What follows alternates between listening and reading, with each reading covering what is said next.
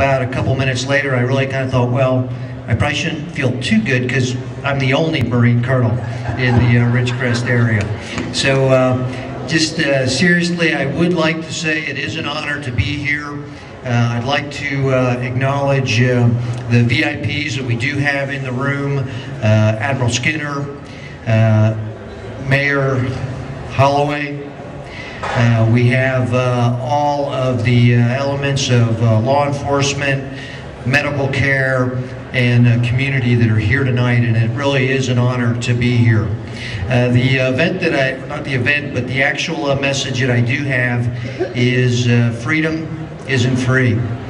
And as we know and we look across the audience tonight, we all in some way participate and contribute to that freedom and understand the service and sacrifice that it takes to maintain that freedom. President Reagan mentioned and noted that freedom isn't free, and it's a responsibility for each generation to pass that freedom on to the next generation. And when I look across the audience, I see every member of often third, and maybe in some ways with the young folks we have in here, the infants, maybe even the fourth generation. The date that I'm going to focus on is unique to the Marine Corps, and that is the Battle for Iwo Jima. On February 19th of this year, it was the 60th anniversary of the invasion of Iwo Jima, and the ceremony was conducted at the World War II Memorial in Washington, D.C., and the veterans of that engagement were there to speak. I'd like to tie the thread in between not only the Corps, but the Navy as well.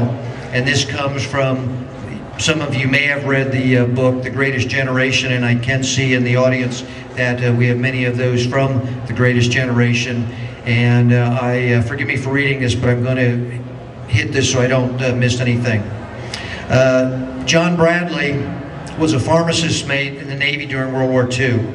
And it wasn't until after his death in 1994 that his story was completely told. When John Bradley came home from the war, he packed his memory into 2 cardboard boxes and stacked them neatly in a closet of his Wisconsin home. He married his 3rd grade sweetheart, and together they raised 8 children on the funeral director's salary. John Bradley refused to talk about the war. He didn't want anyone to know that he fought in a small island in the Pacific called Iwo Jima. He wouldn't speak of climbing Mount Suribachi to help 5 other soldiers raise an American flag there. He wrote about it only once in a modest letter to his parents a few days after raising that famous flag. And he notes, "I'd given my left arm for a good shower and a clean shave. I have a 6-day beard. I haven't had any soap or water since I hit the beach. I never knew I could go without food, water, or sleep for 3 days, but now I know it can be done." And then, almost as a side note, he wrote, "You know about the battle out there. That's the battle for Iwo Jima. I was with the victorious Easy Company who reached the top of Mount Suribachi first, and I had little to do with raising the American flag, and it was the happiest moment of my life." One of Bradley's sons, James, said he tried many times as a youngster to get his father to talk about America's most heroic battle. His father, coming as close as he ever would to talking about it, said, "The real heroes of Iwo Jima are the ones who didn't come back."